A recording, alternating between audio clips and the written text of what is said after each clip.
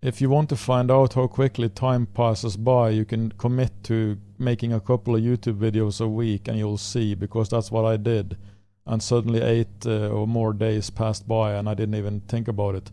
So I thought it was time for a new one, and this is going to be an interesting one because somebody in the comment field recommended this book by a Suzanne Segal. It's called Collision with the Infinite. And it's a really interesting case of enlightenment that happened to this lady, American lady who lived in Paris. And basically she just waited for the bus, and as she entered into the bus, she suddenly out of the blue was granted this weird state of enlightenment. And she had no idea what it was because she was not seeking it. She had never heard about it. She didn't know about enlightenment. She was just a regular lady who had never done any particular, inner work or anything like that. She just went into the bus and boom, she found herself with a complete emptiness, as her identity just disappeared and was replaced by complete emptiness. So and no reference points to any self. She didn't feel like a person anymore. She just felt like she was space and emptiness. And that's basically the lower level of enlightenment or non-duality. So she was taken into this state out of the blue, and she was terrified because of it, because she had no idea what was going on, and her mind was telling, or basically the collective shadow probably through the mind was trying to convince her that something was terribly wrong with her and that she was going insane.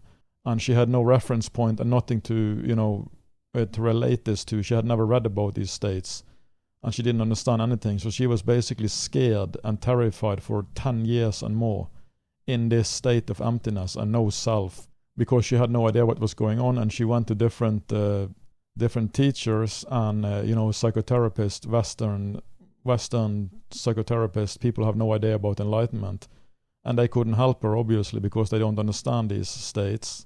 And they basically tried to convince her that some diagnosis was correct and this and that, and they couldn't really help. They didn't understand any of this.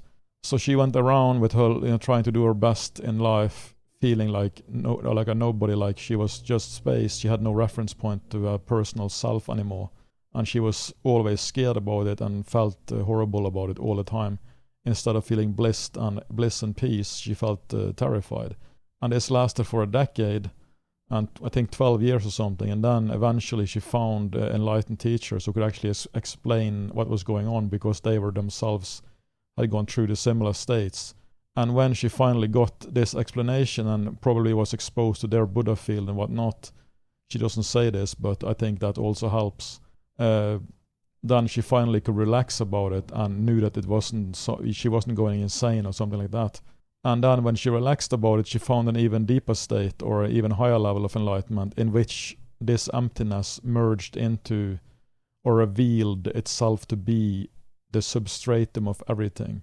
So basically when she was walking around or driving around in a car, it felt like she was driving through herself, because she could see the self in everything, like really clearly. And that's a higher level of enlightenment than non-duality. So she found, she went into both states. She stayed in the non-duality state for like 10 years more, and then she found this vastness, as she calls it, which is the substratum of everything, and she see that everybody is connected and is basically made of the same stuff. She could perceive this clearly and directly. And finally she started to understand that this was good, and she started to feel the bliss, or not bliss, but at least the peace, and she doesn't even call it love, but I guess she could call it that too, but you have to read the book if you want the details. But eventually she became a teacher. She trained as a psychotherapist because she wanted to use her experience to help people and whatnot who are seeking these things. And this is where it gets interesting, because her teachings or her advice in this book is not very good in my view. And that's the same is the case for many enlightened teachers, because they haven't really been through all that much. And they just been taken into these states of enlightenment out of the blue in many cases, or without going through all that much. And in those states, things are very obvious for them, like how things are and how the ultimate reality is, and it looks like it's the same for everybody. Everybody is this vastness, but regular people can't perceive that, because they have not been granted access to that state.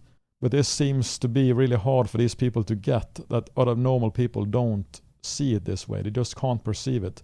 And it's sort of her advice, like many enlightened teachers, is really bad for regular people. And I'm gonna get into what I mean by that, because what she's saying is that she has two basic advice at the end of the book, and one of them is to see things as they are, because that's how the so-called vastness see things. So thoughts are just thoughts, emotions are just emotions, the body is just the body, and suffering comes from the mind's interpretation, creating problems and things that seemingly needs to be fixed. She does not advise anybody to work on themselves or try to improve or heal anything, because that's just reinforcing that you are a person separated from this vastness, as she calls it. And the problem with that, it's just two different paradigms, and her paradigm that she's been taken into is so different from what the regular people are operating in, that she's actually giving bad advice. Because the best advice for regular people is obviously to get up the scale of consciousness. Most are really low, and you start out by default, you get down the scale as you're born into this negative planet, and if you don't do anything, you will remain pretty low on the scale in most cases, not all cases, but most. So if you don't do any inner work, you don't act on your highest excitement and these kind of things, you will remain in the lower end of the scale in most cases. So obviously it's a good idea for regular people to work on themselves and to actually follow their excitement in life and do these things I talk about on this channel. I mean, you're not guaranteed to get into enlightenment. That's what we have found out.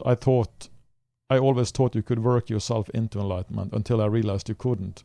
You can only get so far up the scale. You can get into the 500s and even the lower 600s if you heal the deepest root or deepest core traumas from early childhood. You could get into the lower 600s. But, you can't. There's no guarantee that you will get into enlightenment levels even if you get to those higher level consciousness levels. It might be the case that your chances increase, or there is such a guarantee at some point you will get that. I don't know, because there's very little evidence to suggest that there is a guarantee, at least. But what she is suggesting is that you should not work on yourself. You should just see things as they are. But obviously you can't do that, because you have all these out of alignment filters that you're seeing or perceiving through, right? And these out of alignment filters and triggers and what a negativity you have in your unconscious mind is blocking you from seeing things as they are. So you can't just, it's horrible, it's really bad advice. You just see things as they are, okay? You can't just say that and expect it to work. That's actually what she is doing in her therapy, and she's trying to get people to just see things as they are. That thoughts are just thoughts and emotions are just emotions. Yeah, that's obviously not the case when you're caught in the cocoon of all these layers of bullshit that you have to work through.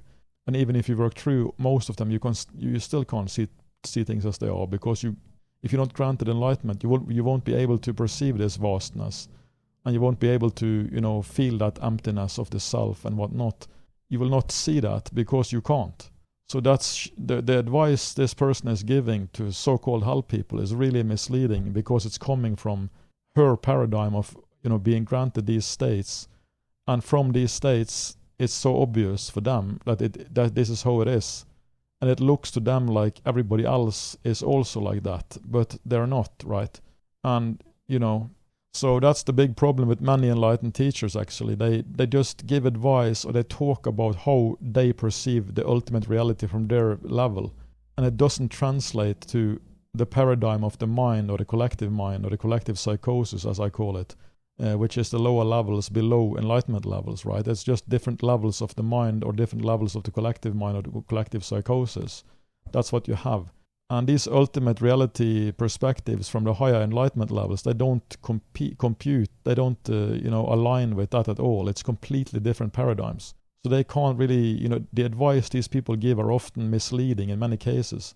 And many of them haven't gone through all that much, which makes it even worse, because when you get into these states, you really quickly forget how difficult it is, and how difficult it is to, or impossible it is to see reality from these states.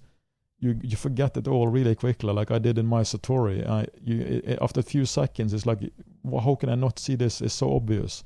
How can I not see it, all the time? But it's not obvious when when you're caught in these paradigms below the enlightenment levels. And that's the problem in with so many teachings, like, the whole Ramana Maharshi idea about okay, just ask who am I, that because that's what he did when Ramana Maharshi was 19 years old. He was granted a bypass into enlightenment, and in that process, because it sort of happened in a process for him, like he felt really terrified, he felt like his identity was being disappeared into this vastness of the emptiness. And as this was happening, he was contemplating who was this I that was terrified or scared. So that sort of became his teaching, right? Ask yourself, who am I?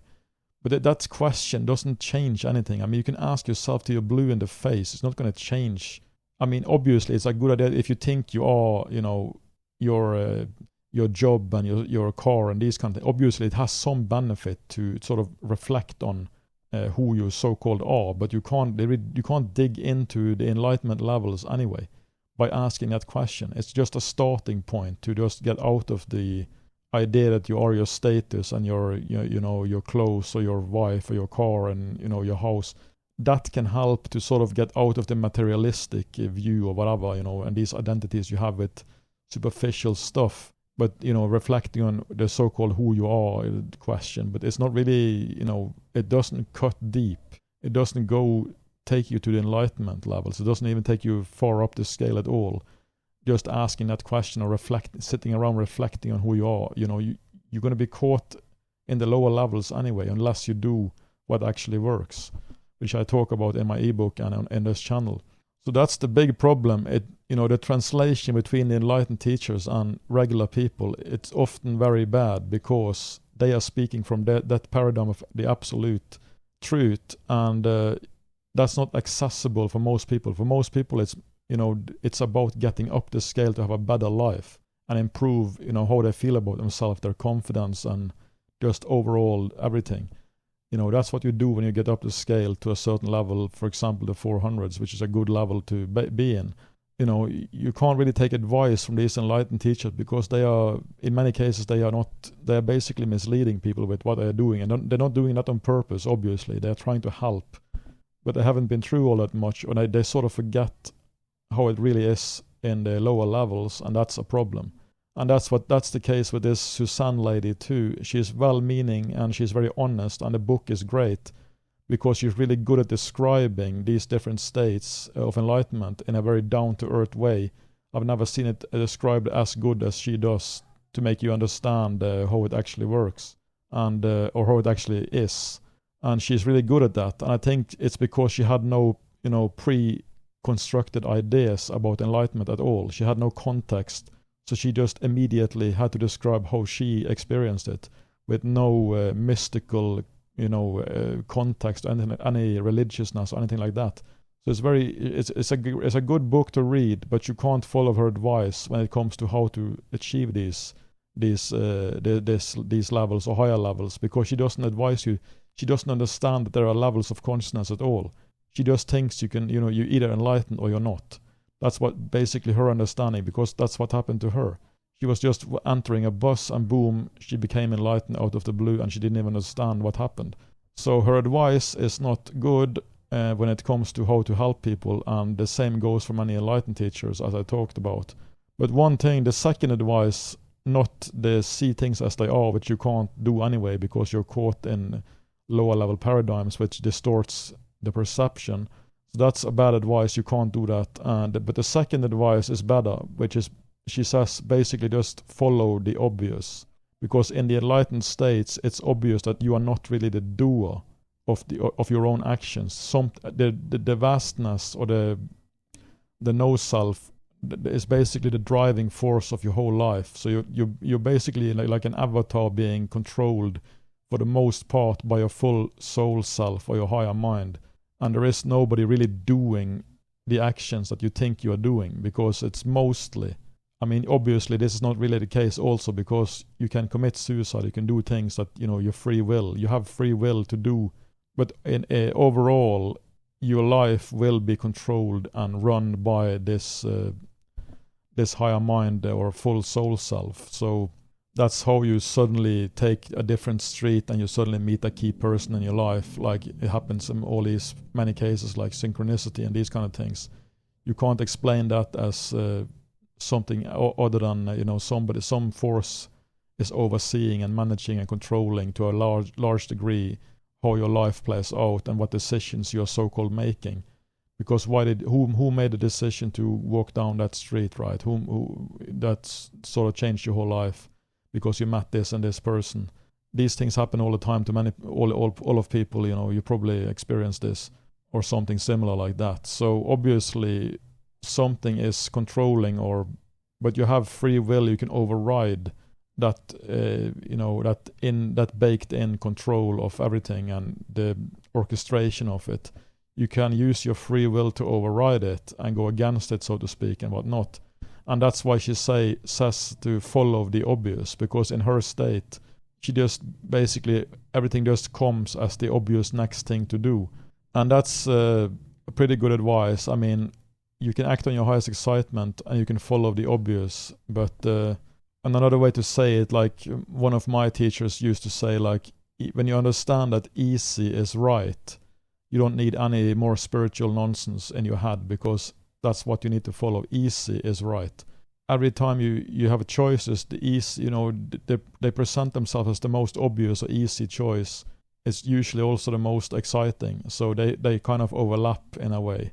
And that's a decent advice. I mean, it's not really super good because it can be misunderstood, and what is obvious, it can be misunderstood for many reasons from different people.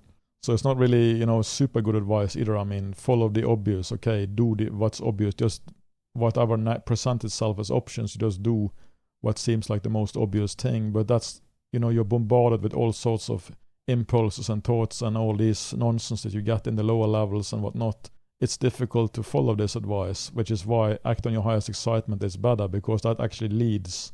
It gives you a direction, and it gives you more of a distinction between what is not exciting and what is exciting. And the obvious is not really that obvious for regular people, right? But what is exciting is more distinct, and you can sort of discern it more easily. So, I mean, overall, it's a very interesting book because of the unusual case of enlightenment, and also because the way she describes the enlightenment states very clearly and good. The different states, the first is the emptiness of non-duality, and then the emptiness of being, like you have no self, no reference point, and the second is the realization that this emptiness is the substratum of all things, of the whole universe, of everything, of creation. So I recommend reading it if you want to learn or understand more about these states, but I don't recommend following her advice or teachings. And the same goes for many enlightened teachers, because they are not teaching how to get up the scale of consciousness. They are teaching their version of the ultimate reality, their perception of how they perceive things. And everything is obvious for them, but it's not the case for regular people. And for most people, it's about getting at least above 51% integrated or positive, because then you're eligible for being so-called harvested, or for basically graduating to fourth density, and you don't have to incarnate in this harsh reality anymore if you don't want to. So getting above 330 on the scale is the main goal for any being. And I recommend obviously getting a little bit higher than that too, maybe into the 400s.